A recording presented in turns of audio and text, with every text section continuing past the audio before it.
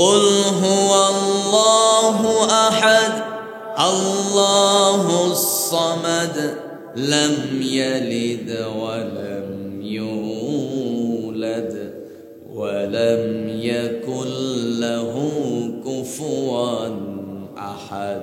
জোরে বলুন আল্লাহু আকবার। মহান রব্বুল আলামিন বলেন, হে রাসূল আপনি বলুন, কুল আপনি বলুন, আল্লাহু আহাদ, রব মূলত দুই না এক? রব দুজন হবে না, রব হবে একজন। এই বিশ্বাস যার কলিজার ভিতরে স্থান পেয়ে যাবে, সে প্রকৃতপক্ষে পাক্কা ঈমানদার হয়ে যাবে। সুবহানাল্লাহ। তাহলে এখানে আমরা যারা আছি, আমরা বিশ্বাস করি রব তো একজন, আমরা ঈমানদার, ঠিক কিনা? সুতরাং সম্মানিত ভাইয়েরা, 2 নম্বর আয়াতে আল্লাহ আবার কি বলছেন? আল্লাহ রাব্বুল আলামিন বলেন, আল্লাহুস সামাদ, রব তো তোমাদের রব তো এমন পাওয়ারফুল একজন রব, তিনি অমুখাপেক্ষী। দুনিয়ার সব মানুষ হলো মুখাপেক্ষী, আর আমাদের রব হচ্ছেন অমুখাপেক্ষী। আল্লাহ তাআলা কোনো কিছু যখন করতে যান,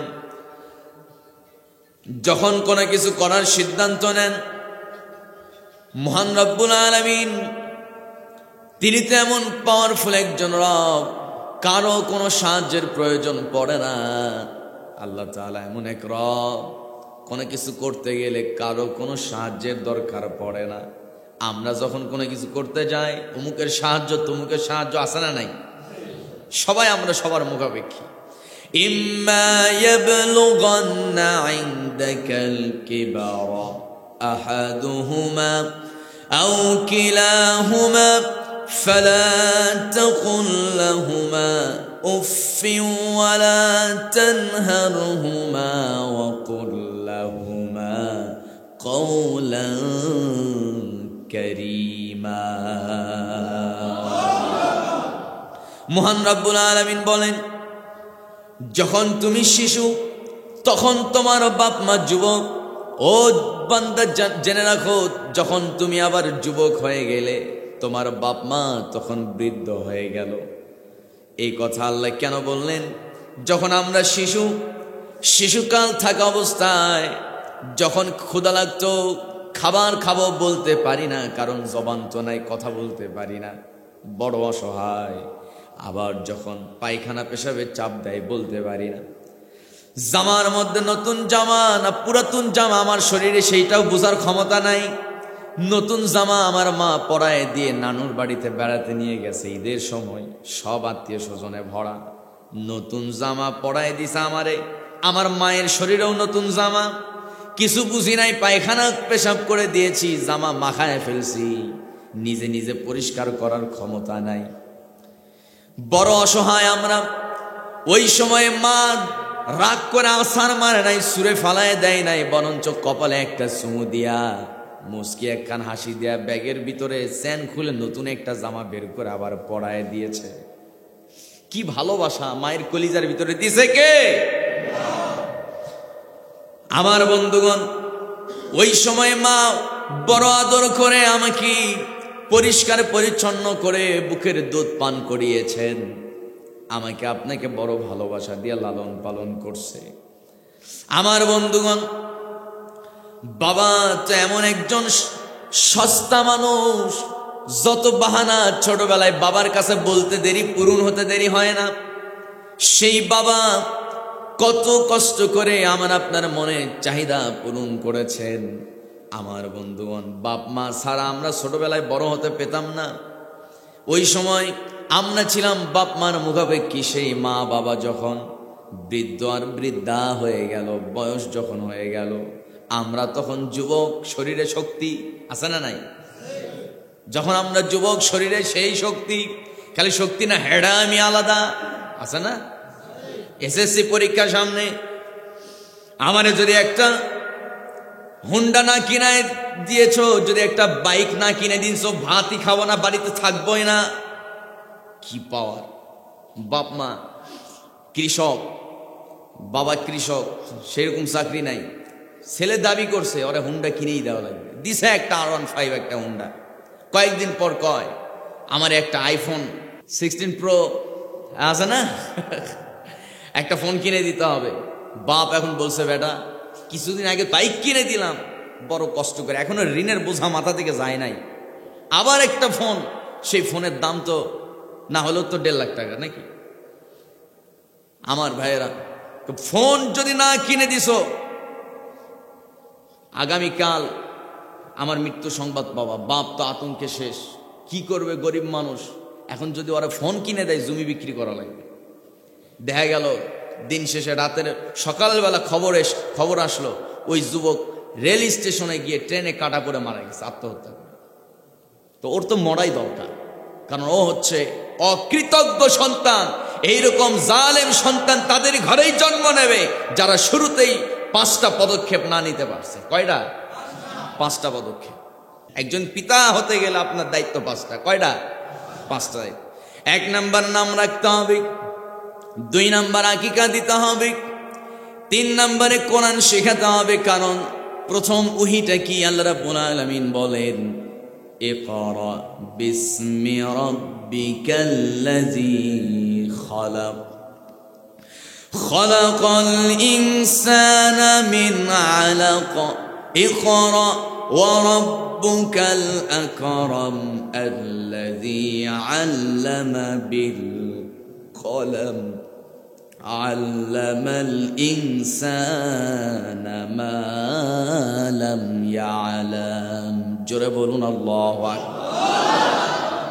রাসূলকে আল্লাহ প্রথম যে ওহী দিয়েছেন, হে নবী ইকরা, আপনি পড়ুন, বিসমি রাব্বিকাল্লাযী খালাক, আপনার রবের নামে যিনি সৃষ্টি করেছেন। কি সৃষ্টি করেছেন? খালাকাল ইনসানা মিন আলাক, জমাট বাঁধা রক্ত থেকে যিনি মানুষ সৃষ্টি করছে সেই রবের নামে আপনি সেই রবের কালাম পড়েন। সুবহানাল্লাহ। প্রথম ওহী আপনি নামাজ পড়বেন না, না। প্রথম ওহী আপনি রোজা রাখবেন না, হজ করবেন না, না। কোন ওহী কোন বিধান আপনার উপরে প্রথমে আসে নাই। মানুষের উপরে সর্বপ্রথম যে ওহী আল্লাহর পক্ষ থেকে আসছে, সর্বপ্রথম মানুষের উপরে যেই বিধানটা ফরজ করা হয়েছে সেটা হলো আল্লাহর নাজিলকৃত কিতাব কোরআন পড়তে হবে। কারণ এই কোরআন যখন আপনি পড়বেন, কোরআন পড়ার পর আপনি কোরআনের কাছে আপনি রবের পরিচয় পেয়ে যাবেন। যখন আপনি রবের পরিচয় পেয়ে যাবেন, আপনাকে যিনি বানাইছে এত সুন্দর করে, গোটা দুনিয়ার চারদিকে আপনি তাকান, এই সূর্য কি এমনি এমনি ওঠে? আকাশ থেকে বৃষ্টি এমনি এমনি হয়? না, না, না। পানি, এই টিউবওয়েলের চাপ মারেন পানি ওঠে, আবার মোটরের সুইচ মারেন নিচ থেকে পানি ওঠে। এই মাটির নিচে পানি যিনি রিজার্ভ করে রাখছে, ভাইরা আওয়াজ করে কোন তিনি কে? সেই মহান রব বলছেন কুল আরাআইতুম ইন আসবাহা মাউকুম গাওরান ফামান ইয়াতিকুম বিমাইন মাইন। জোরে বলুন। মহান রব্বুল আলামিন বলেন মানুষরা কি দেখে না? হে নবী আপনি বলুন, মানুষরা কি একটু চিন্তা করবে না নাকি আমি যে তাদের জন্য স্বচ্ছ পরিষ্কার বিশুদ্ধ পানি তাদের পদতলে মাটির নিচে আমি যে রিজার্ভ করে রেখেছি, এই পানির শুকরিয়া আদায় কি আমার বান্দারা করবে না নাকি? সুবহানাল্লাহ। আমার ভাইয়েরা, ১৫০০ বছর আগে আল্লাহ বলছেন, বান্দা মাটির নিচে যে আমি তোমার জন্য বিশুদ্ধ খাবারের পানি রাখছি, এইটা নিয়ে একটু চিন্তা করো। শুধু টিউবওয়েলে চাপ মারবা, সুইচে টিপ মারবা, পানি বিশুদ্ধ পেয়ে যাবে। কিন্তু ওই পানি যিনি তোর জন্য রাখছে, ওই পানি যদি না রাখা হয় আপনি খাবেন কি? কি খাবেন? এত সুন্দর ব্যবস্থা যিনি করছে তিনি কে? কোন কিছু এমনি এমনি নয়। একজন মহাপরিচালক আছেন, তাবারাকাল্লাযী বিয়াদিহিল মুলকু ওয়া হুয়া আলা কুল্লি শাইইন কাদির। জোরে বলুন আল্লাহু আকবার। একটা কি বানোয়াট কিছু বলছি? কোন কথা বলছি? সব কোরআনে আছে না নাই? আমার বন্ধুগণ, তাবারাকাল্লাযী বিয়াদিহিল মুলক, সমস্ত রাজত্ব কার হাতে? একজনও চুপ থাকবেন না, আওয়াজ করে বলতে হবে সমস্ত রাজত্ব একজনের হাতে, তিনি কে? আমার ভাইয়েরা, আমার বন্ধুগণ, এই যে এত কিছু আল্লাহ বানালেন, এজন্য আল্লাহ বলছেন আমার পরিচয় যদি জানতে চাও, আমি বান্দা তোমার জন্য, তোমার আড়ালে, তোমার চিন্তার বাইরে আমি তোমার জন্য কি কি সৃষ্টি করে রাখছি, সব কিছু তথ্য যদি পেতে চাও, ইকরা, বান্দা তুমি পড়ো, আল্লাহর কালাম পড়ে নাও, আল্লাহর কালাম কোরআন পড়ো। এই কোরআনের সমস্ত তথ্য আছে না নাই? এই জন্য আমরা পড়ব। কোরআন কম না বেশি? গান শুনব? ওরে বাবারে, কম শুনবে? গান তো শোনাই যাবে না, ঠিক কিনা?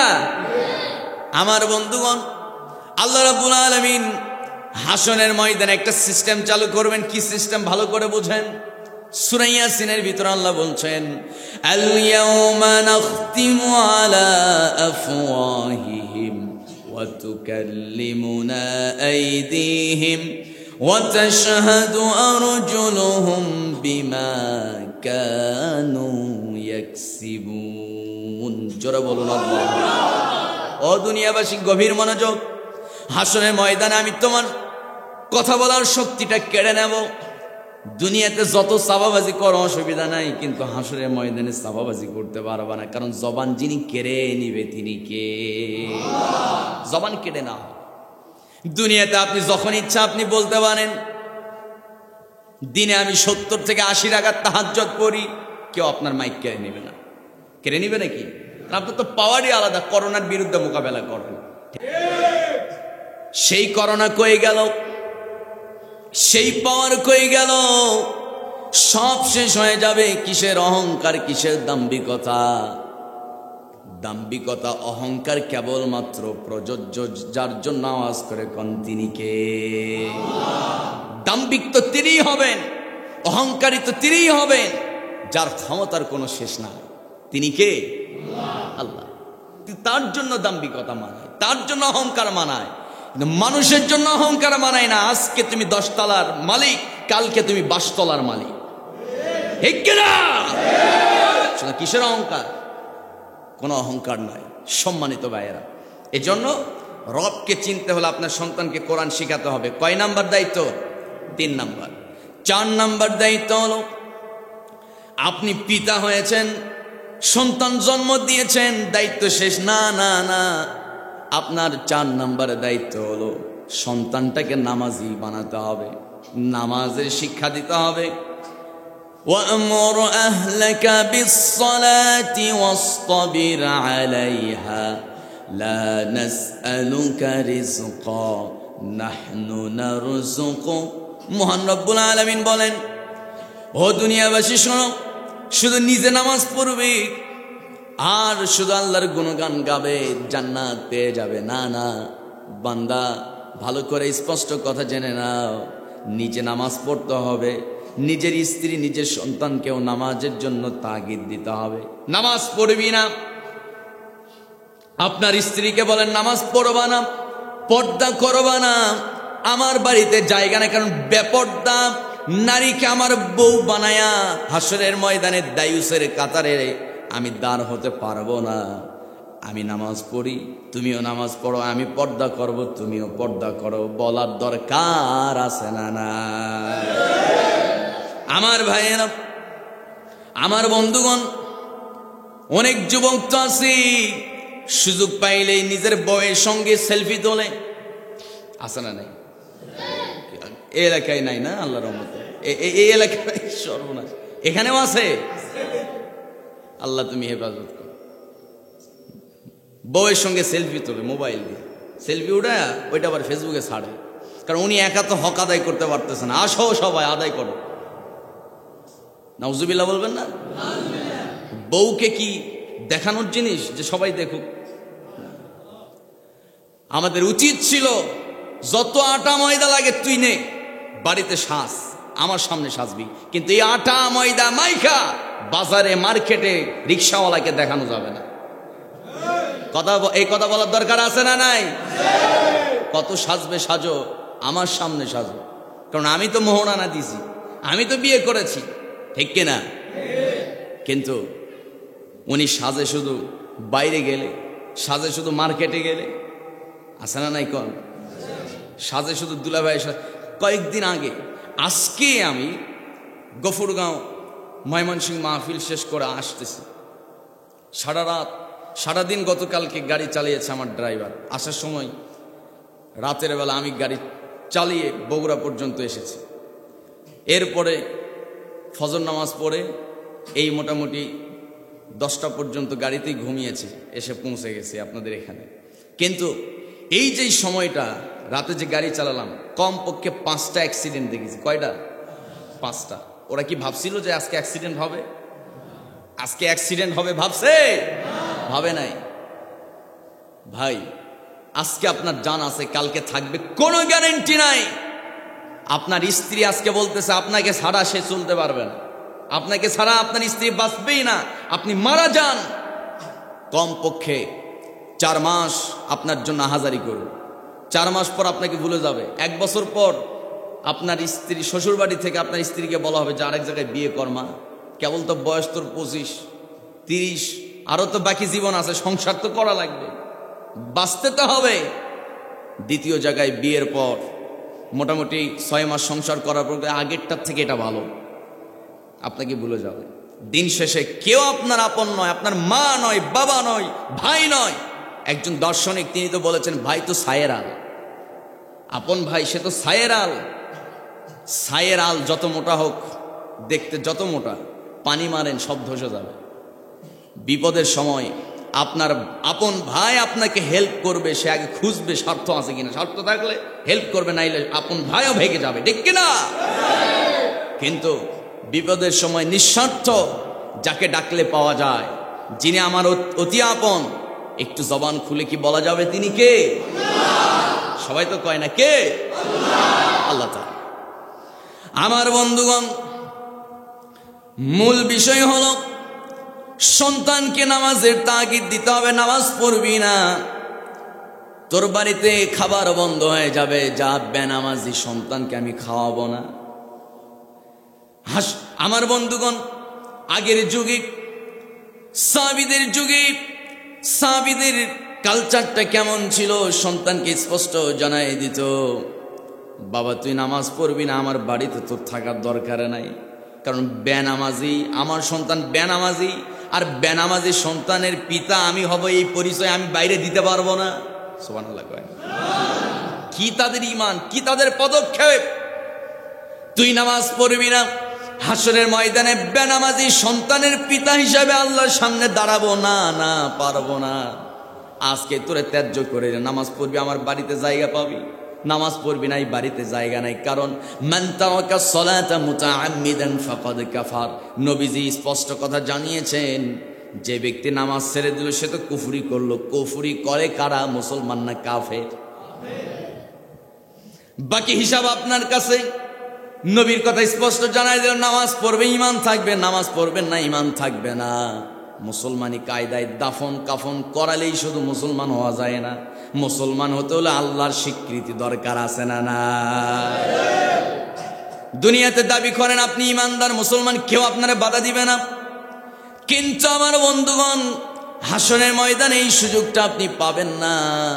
হাসরের ময়দানে আপনাকে একা একা ছেড়ে দেওয়া হবে না, এমনি এমনি ছাড়া হবে না। আপনি দাবি করবেন ইমানদার, জান্নাত দিয়ে দেবে, এত সস্তা নাকি? সস্তা? 20,000 টাকার চাকরির জন্য আবেদন করতে গেছে যুবক মানুষ, আজ থেকে 1 বছর আগের কথা বলতেছি।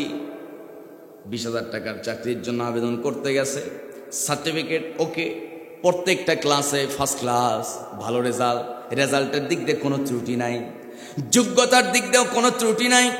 কিন্তু পর্যবেক্ষণ করে তদন্ত করে জানা গেল তার বাপ করতো বিএমপি, দাদা করতো জামাত, আর এই ছেলে স্কুল লাইফে পড়াশোনার সময় ভার্সিটিতে সে রাজনীতি করতো, ছাত্র শিবির। সুতরাং আমার দলের নয়, তারে চাকরি থেকে আউট করো। আছে না নাই? যদি দেখা হয় ওর বাপ করে আওয়ামী লীগ, দাদা মুক্তিযোদ্ধা, তাহলে ওর চাকরি আছে, নাইলে নাই। কি রাগ করলেন নাকি আপনারা? নিজের দলের হলে চাকরি আছে, নিজের দলের হলে চাকরি নাই। 20,000 টাকার জন্য যদি দেখা হয় বাপ কোন দল করে, দাদা কোন দল করে, সে ছাত্র জীবনে কোন দল করছে, আল্লাহ আপনারা যে বিশাল জান্নাত দিবে, এটা কি আপনার মুখের কথায় আপনি ইমানদার এই দাবি করলেই কি ওই জান্নাত সস্তা পাওয়া যাবে নাকি? সবাই তো কয় না পাওয়া যাবে।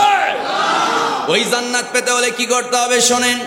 أم حسبتم أن تدخلوا الجنة ولما يعلم الله الذين آمنوا منكم আল্লাহ বলেন দাবি করব আমি ইমানদার আর জান্নাত পেয়ে যাব, এত সস্তা নয়, এত সস্তা না। আল্লাহ রাব্বুল আলামিন বলেন আহাসিবান নাসু আইয়ুতরাকু আইয়াকুলু আমান্না ওয়াহুম লা ইফতানুন। জোরে বলুন আল্লাহু আকবার। মহান রব্বুল আলামিন বলেন আহাসিবান নাস, মানুষরা তোমরা কি মনে করছো, আইয়ুতরাকু শুধু দাবি করবা, আইয়াকুলু শুধু বলবা উচ্চ স্বরে, আমান্না আমি ঈমান আনছি ঈমানদার, এই কথা বললেই কি ছাড় দিব নাকি? ওহুম লা ইফতানুন, পরীক্ষা না নিয়ে আমি কাউকে জান্নাত দিব না। আল্লাহু আকবার। 4 নাম্বার দায়িত্ব তাহলে কি? আপনি যদি পিতা হতে যান, আপনার আল্লাহর কাছে যদি আপনি বাঁচতে চান, ভাই সন্তান জন্ম দিয়েছেন, আপনি সন্তানের বাবা, সন্তান বিশাল চাকরি করে, আপনার সন্তান ইঞ্জিনিয়ার, ডাক্তার, ম্যাজিস্ট্রেট, বড় একজন অ্যাডভোকেট, আপনি বুক ফুলায় ওঠেন, বাপরে বাপ বয়স হয়ে গেছে হাজী সাহেব, শুধু পানসাবাই মসজিদে একটা তসবিহ নিয়ে শুধু টানে, আসে না নাই কর। ওনার ভাব দেখে কে, কারণ 2 বেটাই চাকরি করে। কিন্তু চাচারে যদি জিজ্ঞেস করেন চাচা খুব বিপদে পড়ছি, 1,000 টাকা খুবই দরকার, চাচা বলে বাপরে বাপ এমন সময় তুই টাকা নিতে আসছস, আমার কাছে তো কোনো টাকাই নাই, শর্ত দাদা করিস না, খামাখা সব সময় টাকা টাকা টাকা। চাচা টেনশন করেন না, আপনি 1,000 টাকা আজকে শনিবারে দিবেন, আগামী বৃহস্পতিবার আপনার এই 1,000 টাকার সাথে আরো 200 টাকা 1200 টাকা আপনারে দেওয়া হবে। হুট করে চাচার জবান বন্ধ হয়ে গেছে, বাবা আসলে তুই কে রাগ করলি নাকি, একটু ধমক দিছি এমনি। ঘটনা হলো তো চাচির কাছে থাকতে পারে, চল তো একটু বাড়িতে যায়। বাড়িতে গেছে, যাওয়ার পর ভিতর থেকে নতুন করকরা একটা 1000 টাকা নোট এনে বলতেছে কথা যেন ঠিক থাকে। আছে না নাই? আসতে কবেন না, আছে না নাই? বিশাল হাজী সাহেব, কিন্তু সুদের দিক দিয়ে উনি একেবারে চ্যাম্পিয়ন, আছে না? শুধু ইমানদার দাবি করলে জান্নাত পাওয়া যাবে, রাগ করলেন দেখি। আমার বন্ধুগণ, জান্নাত এত সস্তা নয়, জান্নাত পেতে হলে ইমানের পরীক্ষা দিতে হবে, ঠিক কিনা? আমার ভাইয়েরা, মূল বিষয় হলো শুধু সন্তান জন্ম দিবেন, চাকরিওয়ালা বানাবেন, ব্যবসায়িক বানাবেন, ঠিক আছে, কিন্তু পূর্ব শর্ত তাকে কোরআন শিখাতে হবে, নামাজ পড়াতে হবে।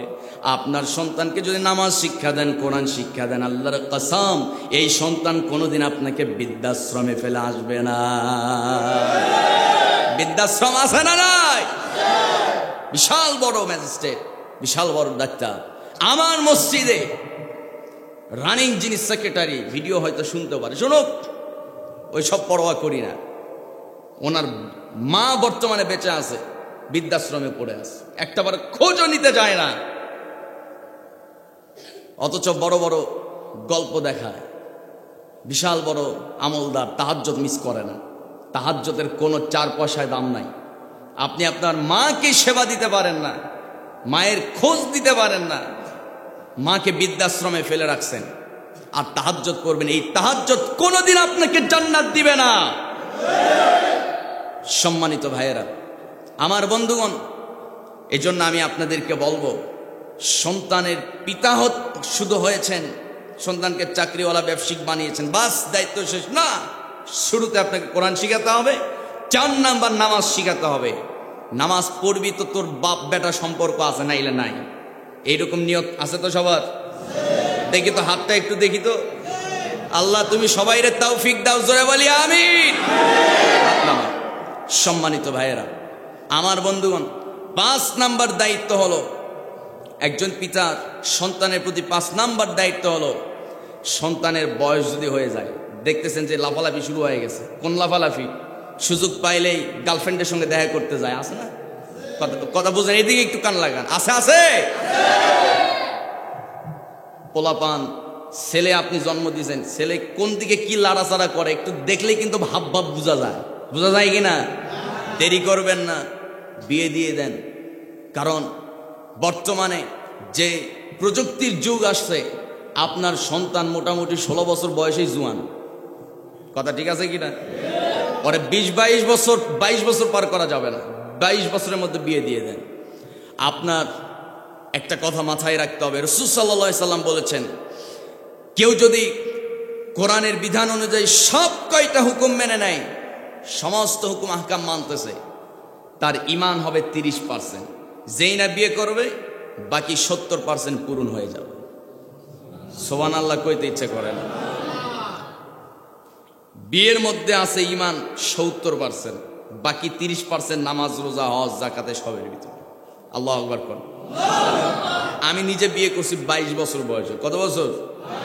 22 বছর বয়সে। সম্মানিত ভাইয়েরা, সম্মানিত বন্ধুগণ, এর মূল বিষয় হচ্ছে আপনার ঈমান, আপনার সন্তানের ঈমান বাঁচাতে হলে, তার চরিত্র রক্ষা করতে হলে বাবা আপনি পিতা, আপনাকে পদক্ষেপ নিতে হবে।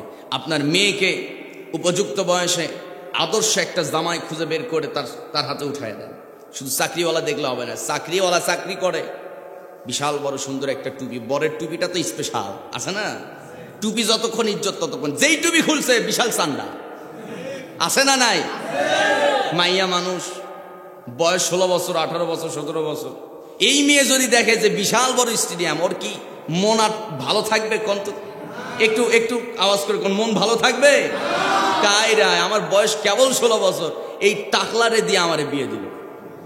কিন্তু বাপ তো হচ্ছে লোভী, ওনার টার্গেট হচ্ছে জামাই হতে হবে চাকরিওয়ালা জামাই দেখতে গিয়া আনছে চান্দু মামারে।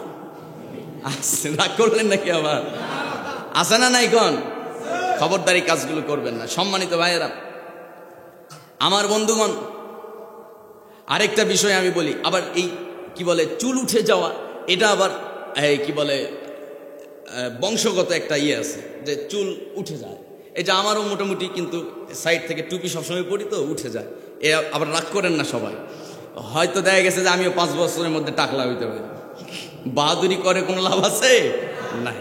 কিন্তু মানে মূল বিষয় হচ্ছে, অনেকের বয়স 40 পার হয়ে যায়, উনি বলে যে আমার বিয়েরই বয়স হয় নাই। এরকম বলার মতো লোক আছে না নাই? আমি তো প্রায় মাহফিলে বলি, আমার মসজিদে একজন মুসল্লি আছে, মাঝে মধ্যে দেখা হয় আছে না অনেকেই যে মসজিদে ভক্ত আছে, শুধু দেখা করে, সালাম মুসাফা করে, ভালো মন্দ কথাবার্তা। একদিন জিজ্ঞেসই করলাম, ভাই আপনার ছেলে মেয়ে কেমন আছে? তো হুজুর এটা একটা কথা বললেন। আমি কেন ভাই, কি সমস্যা? আপনার ছেলে মেয়ে নাই নাকি? আমি তো এখন বিয়েই করি না, আমার কি বিয়ের বয়সটা হয়েছে হুজুর? কোন তো একটু তাকায় আমার দিকে, তাকায় কোন তো কি কোন কি ভাই, আপনারা তো দেখে মনে হচ্ছে 40-এর কম বয়স না। হইলেই কি বিয়ের বয়স হইল? 40 বছর হয়েছে, ওর এখনো বিয়ের বয়স হয় না। আল্লাহ হেফাজত করুক, বলি আমিন। সন্তানকে উপযুক্ত বয়সে বিয়ে দেন। ছেলে হলে আদর্শ একটা নেককার, আদর্শ একটা মেয়ে খুঁজে আপনি ছেলেকে বিয়ে দিয়ে দেন। কিন্তু আবার চাপানো যাবে না। আপনি পড়াশোনার সময় ভার্সিটিতে ছেড়ে দিয়েছেন, মেয়েকে হোস্টেলে ভর্তি করায় দিয়েছেন, সারা দিন রাত কার সঙ্গে আড্ডা দিল কোনো খোঁজ খবর নাই। বিয়ের সময় আসে বলে ওরেই বিয়ে করতে হবে। এদিকে ও 5 বছর ধরে একজনের সাথে রিলেশন, জান প্রাণ সবরে দিয়ে দিছে, আর আপনি জোর করে আরেকজনের বিয়ে দিবেন, ও কি রাজি হবে? সংসার কি 2-1 বছর টিকবে? ডিভোর্স তো এমনি হয় না, ডিভোর্সের সংখ্যা এই জন্যই বেড়ে যাচ্ছে। সন্তান আপনার, তারও অভিমত দরকার আছে না নাই? আচ্ছা, তাহলে এই 5টা গুণ আমাদের মধ্যে থাকার দরকার আছে তো? আল্লাহ তাআলা আমাদের সবাইকে কবুল করুক, জোরে বলি আমিন। মূল আলোচনার বিষয় হচ্ছে আমাদের নারী পুরুষ 3টা গুণ থাকতে হবে। কয়টা গুণ? 3টা। আল্লাহ রাব্বুল আলামিন বলেন, ইয়া আইয়ুহাল্লাযীনা আমানু لا يسخر قوم من قوم عسى أن يكونوا خيرا منهم ولا نساء من نساء عسى أن يكن خيرا منهن ولا تلمزوا أنفسكم ولا تنابزوا بالألقاب জোরে বলুন আল্লাহু আকবার। ইমানদারদেরকে ডেকে আল্লাহ বলছেন, ইমানদার পুরুষরা শোনো, লা ইয়াসখার কওমুম মিন কওমিন আসা আন ইয়াকুনু খায়রাম মিনহুম। কোন ইমানদার পুরুষ যেন অন্য কোন ইমানদার পুরুষকে যেন ঠাট্টা বিদ্রূপ না করে। নির্দেশটা যিনি দিছে আওয়াজ করে কোন কে? আল্লাহ এই নির্দেশটা দেওয়ার কি দরকার? আল্লাহ তাআলা বান্দাকে বড়ই বেশি ভালোবাসেন। আপনার সন্তানের প্রতি আপনার যা মহব্বত ভালোবাসা, দিন শেষে যখন সন্তানটা বিয়ে করে সংসার যখন আলাদা হবে, ভালোবাসা কি আর থাকবে নাকি? থাকবে? আমার বন্ধুগণ, কিন্তু আল্লাহ তাআলা প্রত্যেকটা মানুষকে এত বেশি ভালোবাসেন, এর জন্য আল্লাহ তাআলা ওয়ার্নিং দিচ্ছেন, লা ইয়াসখার কওমুম মিন কওমিন আসা। খবরদার অন্য কোন পুরুষকে ঠাট্টা বিদ্রূপ করো না। হতে পারে তুমি দেখতে স্মার্ট, খুব সুন্দর চেহারা, চোখগুলো খুব সুন্দর, ভুরু কপাল সব দিক দিয়ে খুব সুন্দর, খুব স্মার্ট, স্বাস্থ্য সব দিক দিয়ে ভালো, জ্ঞানের দিক দিয়ে উন্নত, জ্ঞানের অধিকারী, সব দিক দিয়ে কোনো কমতি নাই, সব দিক দিয়ে ফার্স্ট ক্লাস। কিন্তু বান্দা জেনে রাখো, অহংকার করো না।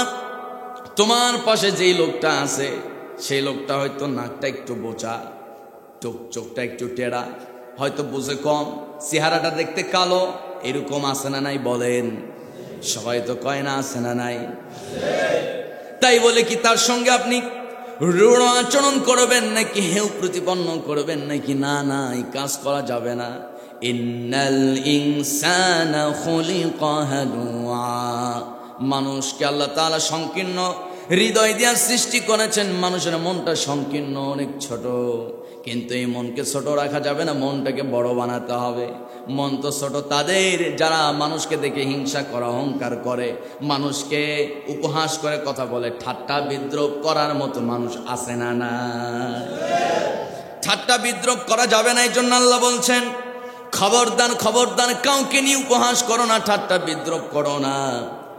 আমার বন্ধু, এরপর আল্লাহ তাআলা আবার নারীদেরকে সুন্দর করে ওয়ার্নিং দিচ্ছেন, হে নারী জাতি শোনো। ও পর্দার আড়ালের মায়েরা, মাদের উদ্দেশ্যে এবার আল্লাহ কি মেসেজ দিচ্ছেন? আল্লাহ বলছেন, ওয়ালা নিসাউম মিন নিসাইন আসা আইয়াকুন্না খায়রাম মিনহুন। জোরে বলুন আল্লাহু আকবার। ও দুনিয়াবাসী খবরদার, ও দুনিয়ার ইমানদার নারীরা সাবধান হয়ে যাও, কারণ তাদের মধ্যেই স্বভাবটা বেশি। সুযোগ পাইলে অন্যরে নিয়ে উপহাস করে, ঠাট্টা বিদ্রূপ করে। সুযোগ পাইলেই দুই ভাবি যদি এক জায়গায় হয়, দুনিয়ার গল্প খালি গীবতের পাহাড়। আছে এলাকায় আছে। সুযোগ পাইলেই গীবত শুরু হয়ে যায়। না, এই কাজগুলো করা যাবে না। দুইজন মহিলা নবীর সামনে আসলেন, এসে বলছেন, ইয়া রাসূলুল্লাহ, আমাদের জন্য একটু দোয়া করবেন, আল্লাহ যেন আমাদের পরিবারে বরকত দিয়ে দেয়। নবীজি বলছেন, তোমাদের মুখে কিসের গোস্ত ঝুলে আছে? না তো, কোনো গোস্ত নাই। আমার নবীজি স্পষ্ট দেখতে পাচ্ছেন তাদের মুখে রক্ত মাখা কাঁচা মাংস ঝুলে আছে। নবীজি বলছেন, তোমাদের মুখে এই রক্ত কিসের, এই মাংস কিসের? সঙ্গে সঙ্গে ওই মহিলারা বলতেছে, কই না তো, আমাদের মুখে তো কোনো মাংস নাই, গোস্ত নাই। আমার নবীজি বলছেন, আল্লাহ তাআলা তার কুদরতের দৃষ্টিশক্তি দিয়ে আমারে সেটা দেখার সুযোগ দিয়েছে। কি দেখার সুযোগ?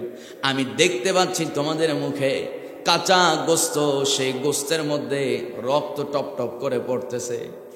ইয়া রাসূলুল্লাহ, এটা দেখার কারণ কি? সঙ্গে সঙ্গে নবীজি সব সাহাবীদেরকে ডাকলেন, সবাই আসো।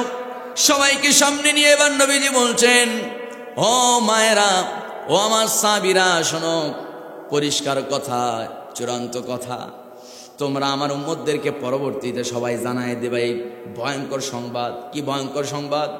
কেউ যদি তার আপন কোনো বোন অথবা তার দিনই কোনো বোন, পাড়া প্রতিবেশী কোনো বোনকে নিয়ে কেউ যদি সমালোচনা করে, কেউ যদি গীবত গাওয়া শুরু করে দেয়, আমার বন্ধুগণ, আমার ভাইয়েরা, গীবত যখন গায়, কারো বিরুদ্ধে যখন গীবত গাওয়া হয়, গীবত গাওয়া মানে হলো তার মরা ভাইয়ের গোস্ত মাংস চিবায় চিবায় খাওয়া।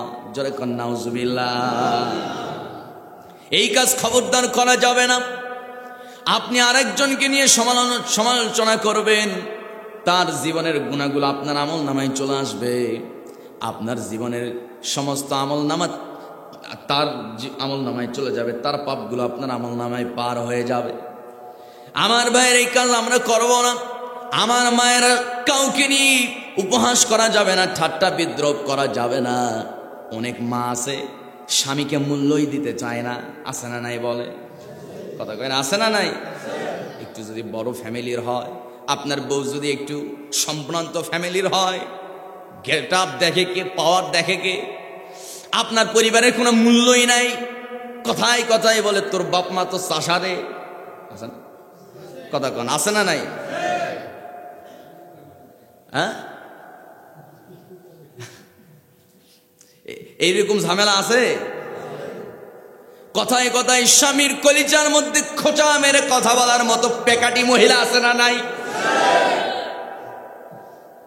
আমার বন্ধুগণ, না না, মায়ের এই কাজগুলো করা যাবে না।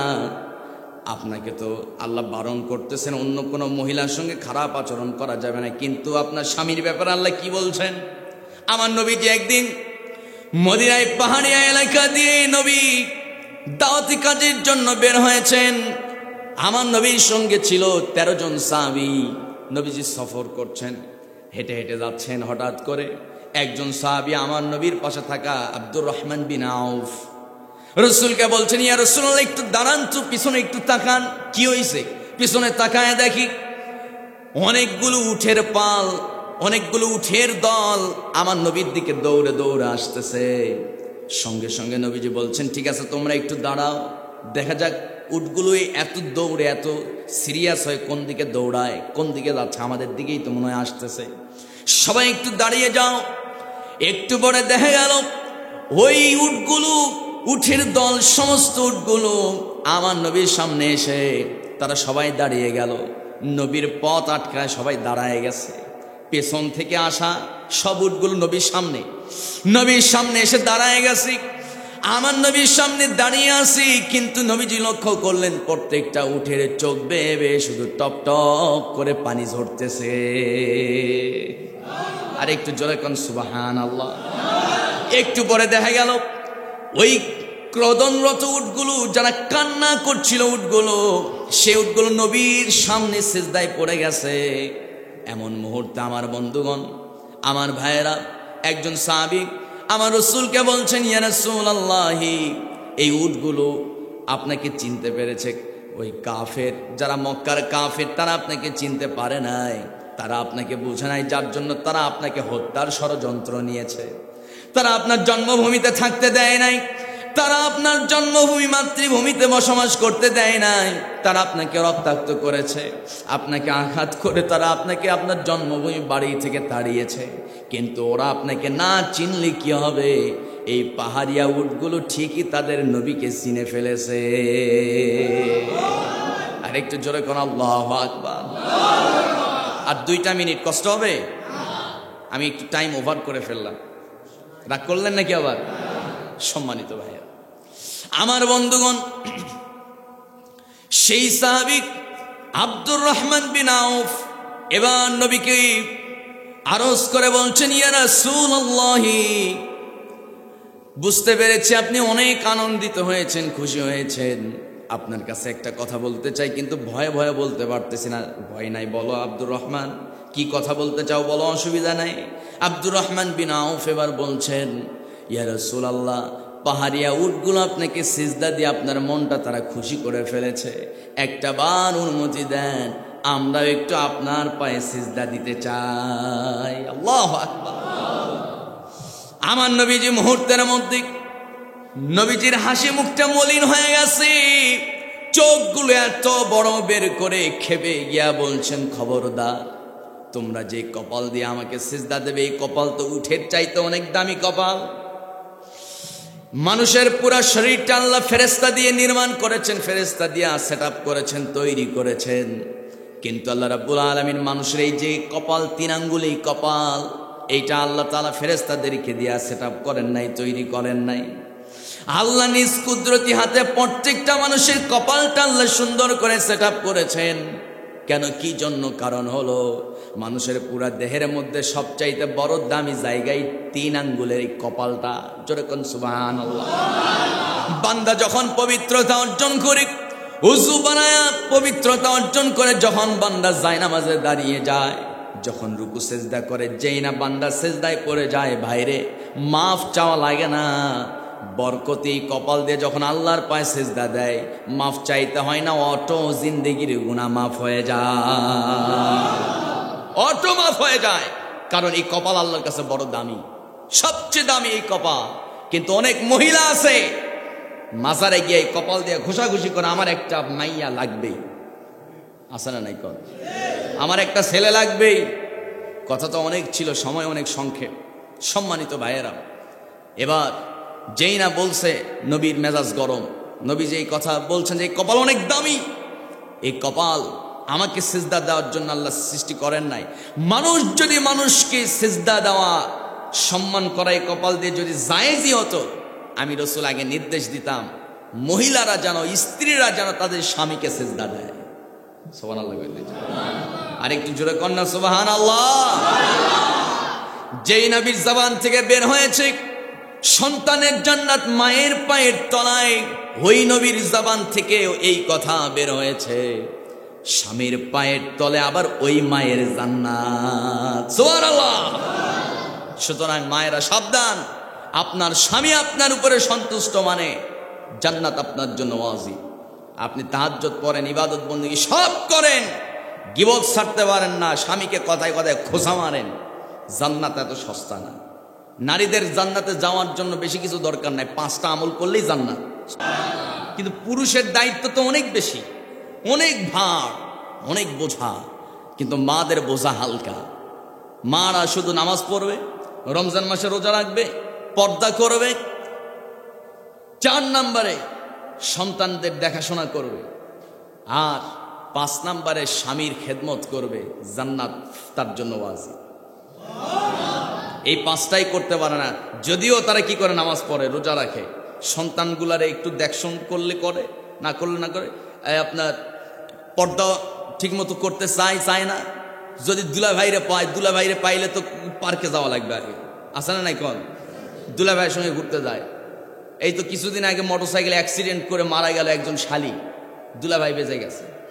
শালি মোটরসাইকেলে, দুলাভাইয়ের মোটরসাইকেলে করে যাইতেছে ঘুরতে, দেখছেন অবস্থা? আল্লাহ হেফাজত করুক, বলে না আমিন। তাহলে 5 নম্বর যেটা মেইন দায়িত্ব, স্বামীর খেদমত, এটা অনেক নারীরা করতে চায় না, আসে না নাই? কন আল্লাহ হেদায়েত দান করুক, জোরে বলি আমিন। যতটুকু কথা হলো, আল্লাহ তাআলা আমাদের সবাইকে আমল করার তৌফিক দান করুক, জোরে আওয়াজ করে বলি আমিন। হাদা মা ইনদি ওয়াল ইলমু ইনদাল্লাহ, আলাইহি তাওয়াক্কালতু ওয়া ইলাইহি উনীব। আসসালামু আলাইকুম ওয়া রাহমাতুল্লাহি ওয়া বারাকাতুহু।